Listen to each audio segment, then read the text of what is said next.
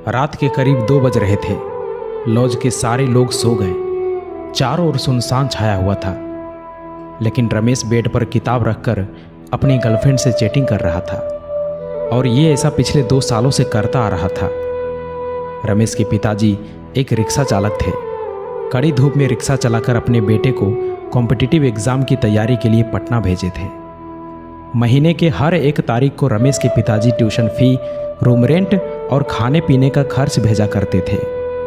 लेकिन एक दिन की बात है, अचानक रमेश की माँ फ़ोन करके कहती है कि बेटा, पिताजी की तबीयत बहुत ख़राब हो चुकी है, तुम जल्दी से घर आ जाओ।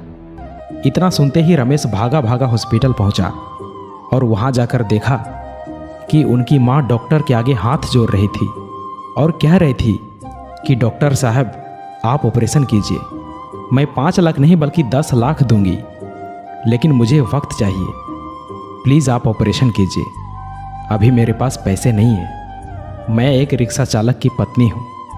लेकिन डॉक्टर साहब हर बार एक ही बात कह रहे थे कि आपको पहले एडवांस पेमेंट करना ही होगा, तभी ऑपरेशन शुरू हो सकता है। रमेश की माँ गांव के सभी लोगों से मदद मांगी, लेकिन किसी ने भी उनकी मदद नहीं किया। ये सब देखकर रमेश की आंखों से आंसू नहीं रुक रहा था और पैसों की कमी के कारण अपने पिताजी को खो दिया।